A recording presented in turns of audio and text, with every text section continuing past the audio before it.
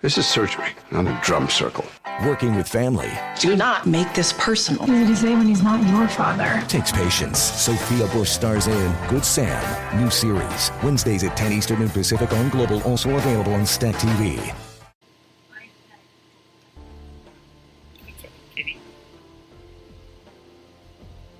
Thank you for listening to Depictions Media Radio.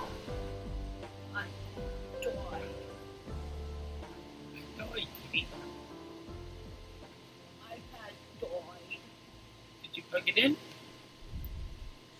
And welcome back, everyone. Okay. Next segment is John Brassard of the Conservative Party and critic for the ethics in accountable government, as well as Pierre Paul-Hus. He is a critic for public services, procurement. Discussed the Public Health Agency of Canada's decision to collect data from millions of mobile devices to understand travel patterns during the COVID-19 pandemic. While the House of Commons is not scheduled to resume until January 31st, the opposition parties are calling for an ethics committee to convene emergency meetings to investigate the matter. Basically, what the National Post actually broke this story with 33 million cell phones were tracked, and the data collected because they had uploaded the government's COVID-19 app. The government was secretly collecting the data without the user's knowledge, and that breaks ethics rules.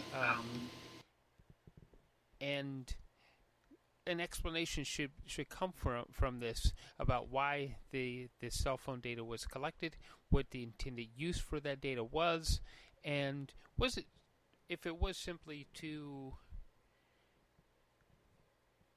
track how COVID-19 was spreading across Canada, then why the secrecy about how this data was collected?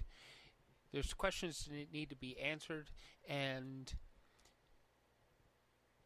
the next question after that is with the vaccine passports, which may or may not be discussed in this next segment. Should we be questioning, are they tracking that data again with the vaccine passports, because it is another app that is actually loaded onto our phones? And are they tracking again movements, and why are they tracking the movements, and what should we know about why cell phone data and our movements is being tracked? So let's listen to John Brassard and Pierre Paul-Hus as they discuss with the press about this current happening with. I'll be delivering some remarks this morning, followed by my colleague Pierre Paul-Hus in French, and then we'll be happy to take your questions. The Public Health Agency of Canada confirmed media reports just before Christmas that it had secretly accessed location data for 33 million mobile devices to monitor the movement of Canadians during COVID-19. That number represents roughly 87% of the population who were spied on without any knowledge that the government was accessing their data. Public Health Agency of Canada officials were forced to admit this had occurred after a request for proposal was published with a call for interest in continuing a program of collecting data for up to 5 more years. There are a few points I want to make on this. First, no one knew that PHAC was collecting their data, and for what purpose. So, why was it done in secret? Who authorized it? And who was this shared with? Second, the request for proposal to continue this program appeared on December 17, 2021, the day after Parliament adjourned for the holidays, and is set to expire January 21st, 2022, 10 days before Parliament is set to return, conveniently leaving no time during this period for questions to be asked by parliamentarians before it is too late. Third, what measures are being put in place to protect de-identified information from being re-identified? It should not be lost on anyone that PHAC's request for proposal is being undertaken without any indication that this was about to occur, with no ability for parliamentary scrutiny to determine what this information has been used for, what outcomes the agency and by extension the government is hoping to achieve to mitigate the damage being done by COVID in our communities, and what protections are in place to ensure that the privacy of Canadians has been and will be protected under this program. As David Lyon, author of Pandemic Surveillance and former director of Surveillance Studies Centre at Queen's University, noted, as have privacy experts and advocates, the pandemic has created opportunities for massive surveillance surge on many levels, not only for public health, but also for monitoring those working, shopping, and learning from home. Lyon also stated that there's evidence coming in from many sources, from countries around the world, that what was seen as a huge surveillance surge post 9/11 is now completely upstaged by pandemic surveillance. Last week, I wrote the Canada's Privacy Commission to investigate the reports that have surfaced and the request for proposal. I asked that an investigation be launched into the fact that PHAC tracked and collected mobile data of Canadians without their knowledge and their plans to continue this practice for up to the next 5 years. It's uncertain to me and many others whether the Privacy Commission was even aware that this was occurring, because in a report in the National Post, the Office of the Privacy Commissioner said, and I quote, "It is following up with PHAC to obtain more information about the proposed initiative."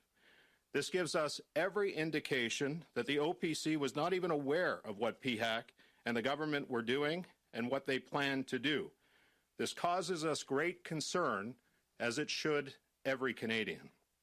This morning, 4 members of the Ethics Committee, including Vice Chair, Bloc Québécois MP René Villemure, wrote to the Chair of the Committee, Pat Kelly, to ask that a meeting of the Ethics Committee be immediately convened to study what has occurred during this surveillance and to understand better the request for proposal that expires on January 21st, 2022. As I said in my letter to the Commissioner, Canadians expect that their elected officials will ensure that there is appropriate oversight for any such program that may be required, that there is data rendered permanently unidentifiable and is only collected for as long as is absolutely necessary. It is vital that we do not allow the COVID response to create permanent backslide of the rights and freedoms of Canadians, including their fundamental right to privacy. Et maintenant, j'invite mon collègue Pierre Paul-Hus à la parole. Pierre?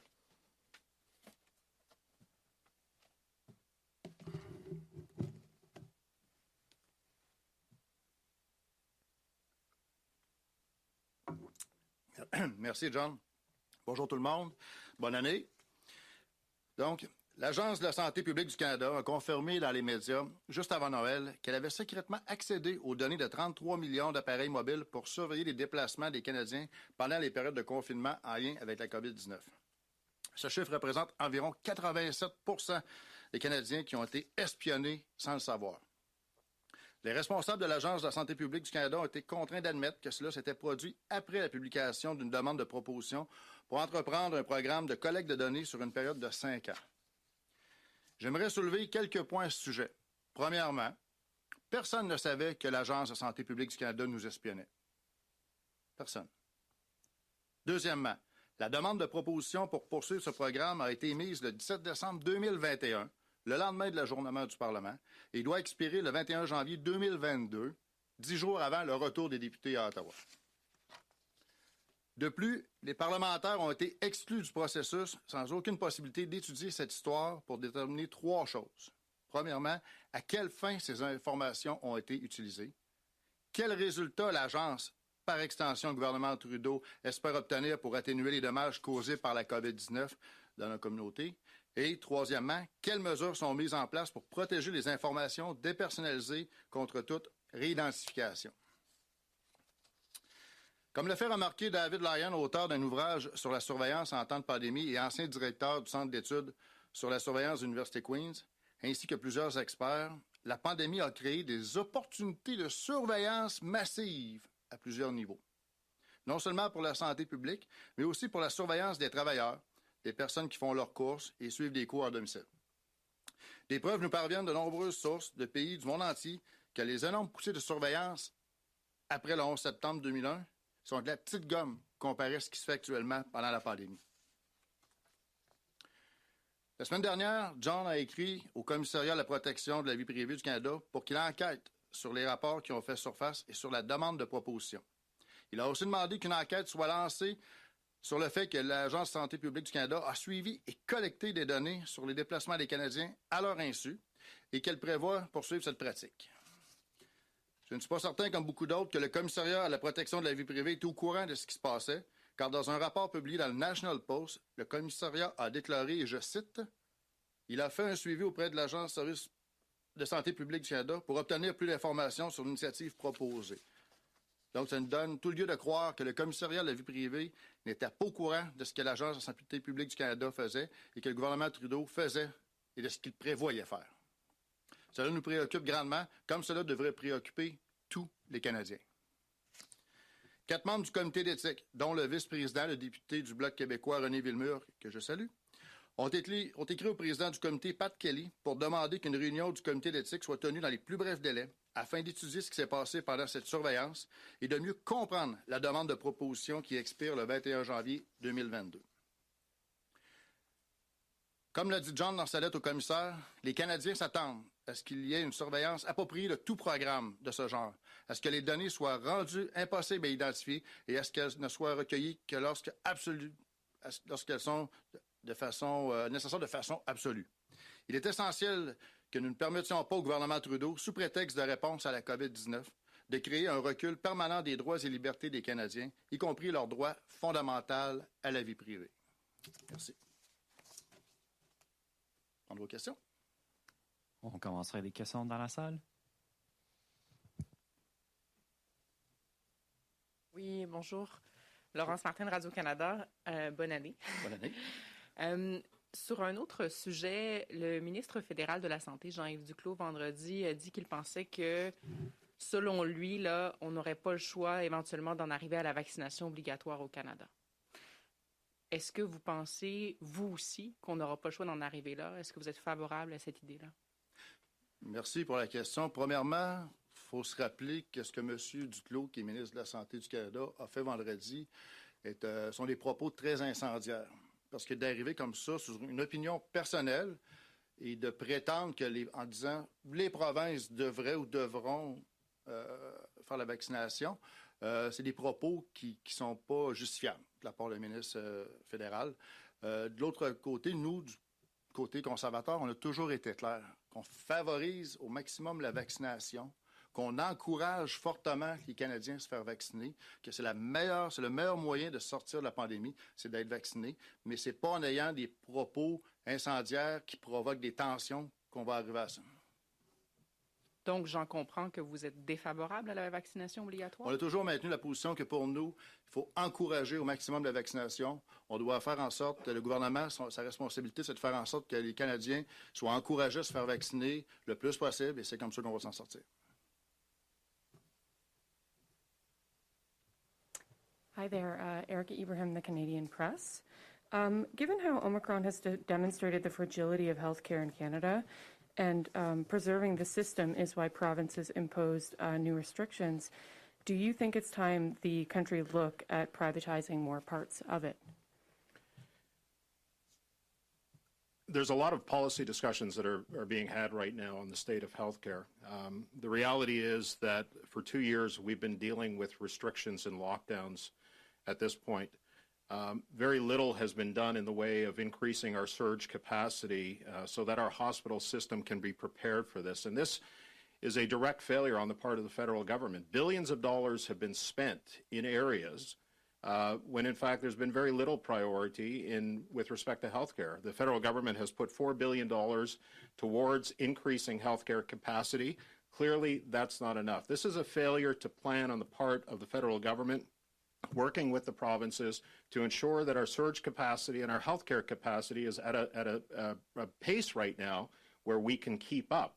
And clearly, restrictions and lockdowns are not helping, and they're not helping because of Justin Trudeau's failures to deal with dealing with the healthcare system as well. So, just to follow up, do you have any sense of your opinion about privatization and whether there's any place for it at this time? One thing that Canadians hold dear is the universality of their healthcare system. That is something that every Canadian across the country appreciates. I know that there are ongoing discussions right now as to the state of healthcare, why we're not prepared 2 years into this pandemic to deal with the surge that we're seeing as a result of the Omicron virus. Those are legitimate questions, and I think they're policy discussions that need to be had. They need to be had not just at the federal level, but also in partnership with the provinces as well. Prochaine question dans la salle. Oui, bonjour. Olivier Ferron-Boissé, TVA. Question pour vous, M. Paul-Hus. Je reviens sur la question de la vaccination obligatoire. Qu'est-ce que vous proposez dans ce cas-là pour augmenter le rythme de vaccination? Parce qu'en ce moment, les hospitalisations, il y a un fort pourcentage que ce sont des personnes non vaccinées. Les provinces qui ont de la difficulté à gérer tout ça. Des nouvelles mesures, des nouvelles aussi restrictions pour les non-vaccinés, mais est-ce que ce sera suffisant? Qu'est-ce qu'on propose pour augmenter le rythme de vaccination, autre qu'encourager simplement? Bien, déjà, d'encourager, c'est très important. Surtout, premièrement, de cesser d'avoir des discours inflammatoires, d'avoir même le premier ministre le fait dans une entrevue dans le temps des fêtes, là, je veux dire, des accusations sur les personnes non vaccinées, ça mène à rien.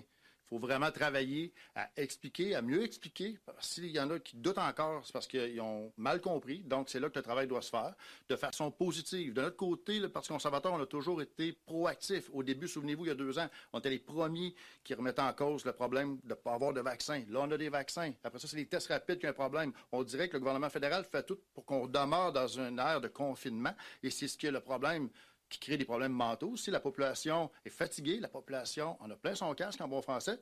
Là, ce qu'on veut, c'est d'en sortir. Maintenant, c'est de convaincre les gens qui n'ont pas encore eu accès au vaccin, c'est de leur expliquer pourquoi c'est important de le faire. Et c'est ça qu'il faut travailler de façon positive. De notre côté, on est très positif envers la vaccination. On veut que les gens soient vaccinés. C'est le meilleur moyen de s'en sortir. On l'a toujours dit et on l'aurait dit. Mais de l'autre côté, le gouvernement Trudeau, le ministre de la Santé, M. Duclos, avec le genre de propos qu'ils ont, crée des situations négatives, crée des situations où les provinces se ramassent avec le problème. Les provinces ne savent pas trop comment dealer avec ça. Donc, c'est pas une façon de faire. C'est ce qui est le gros problème actuellement. Toujours en lien avec la pandémie, concernant les autres outils, ailleurs dans le monde, certains endroits, on va utiliser les traitements antiviraux de Pfizer qui a été autorisé. On a de la demande à Santé Canada depuis le 1er décembre. C'est toujours pas un outil dont on dispose pour la lutte, alors que les hospitalisations pourraient être certaines, en tout cas prévenues à certains moments par ce traitement-là. Est-ce que vous croyez que c'est le moment d'accélérer le processus maintenant que Dr Calvert disait sur nos ondes aujourd'hui que c'est peu probable qu'on trouve quelque chose de différent que les autres comme la FDA, par exemple. Est-ce que c'est le temps qu'on accélère? Bien, ça fait partie, justement, des responsabilités de Jean-Yves Duclos comme ministre de la Santé du Canada, de voir est-ce que l'Organisation de Santé Canada, est-ce que les fonctionnaires, les chercheurs, ceux qui s'occupent de donner les brevets, fassent leur travail de façon plus rapide. C'est son travail, c'est ici que la décision se prend, à Ottawa. Donc, c'est pour ça qu'on demande au gouvernement fédéral de faire son travail et de prendre de l'avance. Parce que depuis le début de la pandémie, on est toujours en retard. On est en retard sur les vaccins, on est en retard sur les tests rapides, on prend des décisions en retard sur la gestion de la frontière. C'est toujours en retard. Les autres pays prennent de l'avance. Pendant ce temps-là, on attend de voir la parade et on réagit. Donc, je demanderai au ministre de la Santé, à Justin Trudeau, de s'occuper, de s'assurer que leurs professionnels de la santé qui travaillent à Santé Canada fassent leur travail rapidement, puis qu'on ait des décisions qui se prennent le plus rapidement possible dans l'intérêt de la santé des Canadiens, qu'on puisse en finir. We will now take questions on the phone line. Nous prenons des questions au téléphone. Please press star 1 at this time if you have a question. S'il vous plaît, appuyez sur étoile 1 maintenant pour poser une question. The first question is from Kevin Gallagher of CTV National News. Please go ahead. Your line is open. Good morning. My first question I'd like to ask is about the vaccine mandate that Health Minister Jean-Yves Duclos said that he felt was something that provinces would consider greatly over the coming months, that there'd be more vaccine mandates coming into effect. Of course, we have one for truckers coming up this weekend. It seems that the Conservative Party certainly opposes vaccine mandates, but I'll follow up on what one of my French colleagues asked, sort of what other measures would the Conservative Party like to see in terms of encouraging vaccinations if vaccine mandates, if the party continues to oppose vaccine mandates? Well, thank you for your question, Kevin. And, one of the things that we've been consistent on is our belief that vaccines are the safest and most effective way to curb the spread of COVID-19. And we encourage everybody to speak to their medical health professional to get the questions answered about the vaccines. We've also seen, as a result of the failures of the COVID pandemic response, a normalization of lockdowns and restrictions. And Kevin, nobody wants to be in this position. Canadians are tired. They're fed up. They want to make sure that we get back to some sense of normalcy. Vaccines are the most effective tool. I think, the thing that we have to focus on as well is to address the hesitancy that exists. There are many other tools out there that exist, like rapid testing, making sure that, there's accommodations that are going on. I don't think it helps, Kevin, frankly, when the health minister continues to use, and we've seen a pattern of this over the course of the last several months, really started before the election, of incendiary and inflammatory language. That's not going to do anything to encourage people who are hesitant. In fact, I would suggest that it's going to cause them to further push back. So we need to encourage people. And the best information that they can get is through their healthcare professional, talk to their doctors, find out about the vaccines, and make sure that you get vaccinated. We've got to increase our capacity and our vaccination rates, and we're encouraging everybody to do that. Oh, I have a follow-up. I want to quote from the same National Post article that both you and Pierre Paul-Hus quoted from, but I'll paraphrase a few paragraphs above where you quoted from, Mr. Brassard, that the contractors that PHAC are looking for, they're insisting that they provide anonymized data and that users have the ability to easily opt out of mobility data sharing programs. So in addition to those measures that would ensure that the data being used is not, is anonymized so you can't tell who the person is, but also that people can opt out of these data sharing projects by PHAC. In addition to those measures, what else would you like to see in terms of protecting privacy and other matters, of course, ethically, if you want to bring up, about this program for using cell phone data to track people's movements during the pandemic? Well, first of all, Kevin, let me address the situation with PHAC. As I stated at the onset, this was done in secret. No Canadian, the 33 million Canadians who were being followed through their cell phone data, knew that this was happening. So, this is why we've called the meeting of the committee, because you'll have to excuse me and other members of the committee for being cynical as to the direction that PHAC is going on this, because everything was done in secret. In fact, it wasn't until December 17th that this request for proposal was put in place, and conveniently, the closing of the request for proposal closes on January 21st of this month. So the day after Parliament adjourns for the winter setting, and just 10 days before we come back, we've got this RFP that's been issued without any ability for parliamentarians on behalf of Canadians, and now the Parliamentary Committee to have any sort of oversight on this. And so that's what we're asking for today by calling this special committee. We want to know, and there are rightly some questions that need to be asked of PHAC as it relates to privacy, security, the data that's being collected, what it's being used for. I know what PHAC says it's being used for, but that didn't come out until this new RFP was proposed. So we need to get to the bottom of it, and it's incumbent upon parliamentarians to provide this type of oversight so that we don't have significant overreach on the part of government agencies or the government itself using the COVID-19 as an excuse to, go over Canadians' rights to privacy. One of the things that we've also asked for is the Privacy Commissioner to look into this. As I said in my opening statements, it appears that he was unaware that this was happening. Certainly the RFP, he was going to circle back with PHAC to find out more information about this. Shouldn't have been the other way around. Shouldn't the PHAC had gone to the Privacy Commissioner and said, hey, this is what we're thinking about doing. What are some of the things that we need to look out for? And it appears that that wasn't done. So we have lots of questions, Kevin, about this, not the least of which what this information was used for, what possible outcomes were received by PHAC to better mitigate the COVID-19 pandemic. And we're 2 years into this. We've got more restrictions, more lockdowns. Were they just simply finding out that people were going to Costco, or were they using this information for purposes that were going to help in the pandemic? At least on the surface, it appears to me, 2 years into this, that we're not any further along. And how is that information helpful? Next question on the line. Thank you, merci. The next question is from Travis Danraj of CBC News. Please go ahead. Thank you. My question is for Mr. Brassard. A spokesperson for Rio Tinto said before Christmas that the Ethics Commissioner knew about Dominic Barton's meeting with the company in October and didn't believe it prevented him from now serving as the chair of its board of directors. How confident are you that the Conflict of Interest Act is being properly enforced in this case? Well, Travis, thanks for the question. That information just basically came to light. We are circling back. We're looking into it.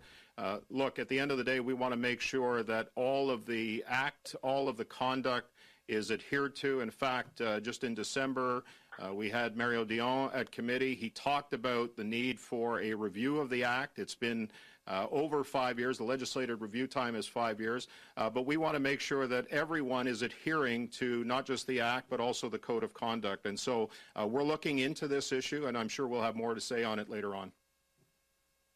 And can you imagine any scenario in which there's a justifiable reason for this company to be meeting with Canada's ambassador if it wasn't, in fact, a headhunting excursion? There are a lot of things that get done that cause me to ask whether there's any justifiable reason. Canada's ambassador knows the rules of conduct. He knows the Conflict of Interest Act. He should be adhering to them, and we will find out whether, in fact, that was the case with Rio Tinto. And next question on the line. Thank you, merci. The next question is from Wyatt Sharp of the Wyatt Sharp Show. Please go ahead. Your line is open. Hi there. So just as a first question, many politicians, including Alberta Premier Jason Kenney, and obviously there's many more as well, have called for the approval of Pfizer's antiviral COVID-19 pill by Health Canada. I'm just wondering if the Conservative Party at the federal level also echo the calls of several provincial premiers, including Premier Kenney. Well, thank you for your question, Wyatt. And we should be using every tool in our toolbox, every available product that is available to Canadians to help fight the COVID pandemic. I can tell you, Wyatt, over the course of the last couple of years, there's been many rapid tests that have come, for example, to Health Canada. Some of them have been approved for emergency use by the US FDA, by the European Union. These are blue chip regulatory bodies that have already approved these type of rapid testing. So we should be following their lead. That's not to say that Canada shouldn't have an independent process, but if there are tools that are going to help us get out of this COVID-19 pandemic and help us with some of the failures that are going to stop the restrictions and the lockdowns, Canada's Conservatives will support in every way, in every manner, every tool that's available to get us out of this pandemic, to make sure that our economy and lives and livelihoods aren't threatened and the health and safety of Canadians are paramount.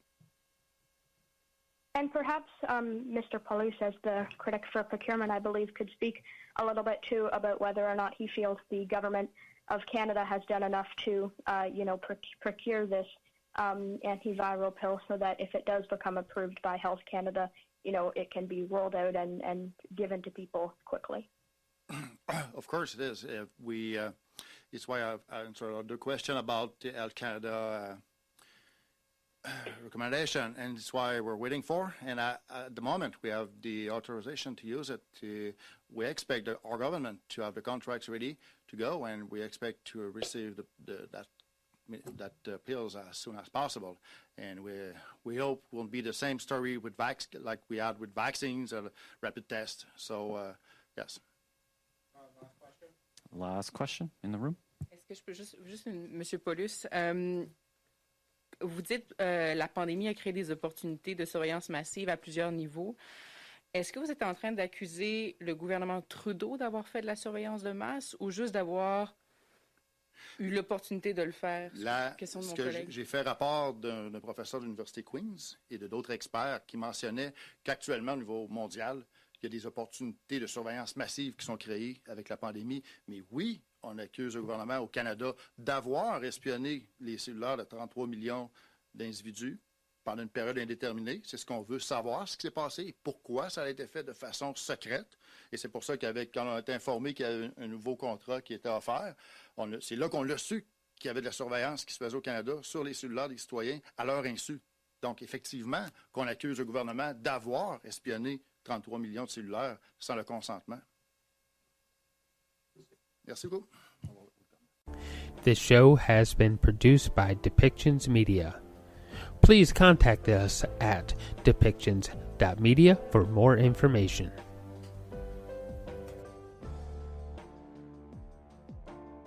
Grit. Sure, it's mud and dirt and all that.